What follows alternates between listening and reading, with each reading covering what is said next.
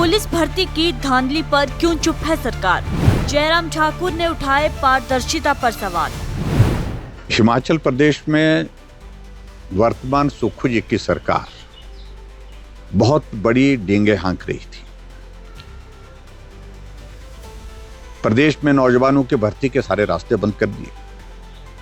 पिछले 2.5 साल के कार्यकाल में हिमाचल प्रदेश में कोई भी भर्ती की प्रक्रिया नए सिरे से, जिसको कह सकते कि पोस्टें क्रिएट करने के बाद शुरू की है भर्ती और पूरी की हो, ऐसा अभी तक कोई देखने को नहीं मिला है। एकमात्र भर्ती पुलिस की शुरू हुई और उस पुलिस की भर्ती में आज हमको जो जानकारी मिली है वो बहुत हैरान करने वाली है कि लड़कों को पास करने के लिए कुछ लोग पैसे लेकर के धंधा चलाए हुए और इसमें इनकार नहीं किया जा सकता है कि ये लोग सिर्फ पैसा दे करके पेपर पास करने की बात कह रहे हैं या पेपर लीक हो गया है, उसके बाद उस पेपर को लोगों तक पहुंचाने के लिए प्रयत्न कर रहे हैं, प्रयास कर रहे हैं ताकि इनका धंधा चलता रहे। और सरकार के पारदर्शिता की सारी पोल खुल गई। 2.5 साल में एकमात्र भर्ती जिसमें लाखों रुपए लोगों से ले करके भर्ती करने की जो है उनको पास करने की बात कही जा रही है। गिरफ्तारियां हुई है मेरी जानकारी के मुताबिक कांगड़ा जिला के अंतर्गत, और मैं इस बात को कहता हूं कि तुरंत कदम उठाना चाहिए कि ये भर्ती के लिए सिर्फ पैसा लिया जा रहा है या ये पेपर लीक हुआ है। अगर पेपर लीक हुआ है, जिसकी बहुत बड़ी प्रबल संभावना है, तुरंत प्रभाव से इस पेपर को रद्द करना चाहिए, नए सिरे से भर्ती की प्रक्रिया होनी चाहिए। और उसके साथ में ये भी कहना चाह रहा हूं कि हिमाचल प्रदेश में कांग्रेस के कार्यकाल में जो भ्रष्टाचार को संरक्षण दिया जा रहा है, ये आज से पहले कभी हिमाचल प्रदेश ने देखा नहीं है।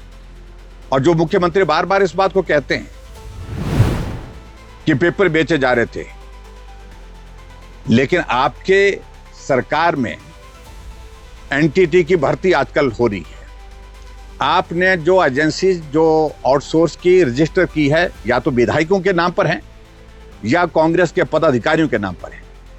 कांग्रेस के नेताओं को भर्ती का आपने ठेका दिया है और वो ठेकेदार एनटीटी की भर्ती में भर्ती होने से पहले अलग से इंटरव्यू ले रहे हैं और हिसाब किताब कर रहे हैं।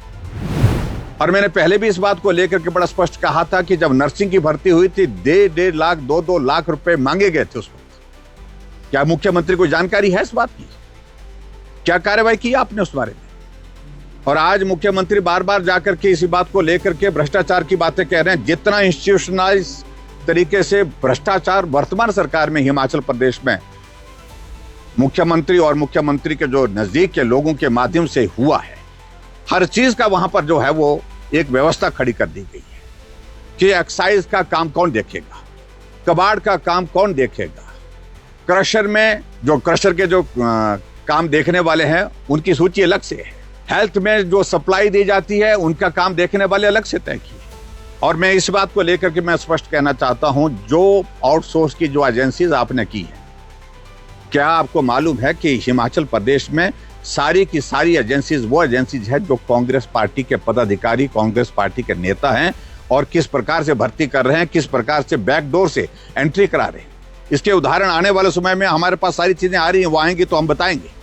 लेकिन दुर्भाग्यपूर्ण स्थिति यह है कि एकमात्र भर्ती हिमाचल प्रदेश में पुलिस की जो होने जा रही थी, प्रक्रिया पूरी होने जा रही थी, उसमें लाखों रुपए दे करके पेपर पास करने के लिए गिरफ्तारियां शुरू हुई हैं और ऐसे में मुख्यमंत्री को जवाब देना होगा।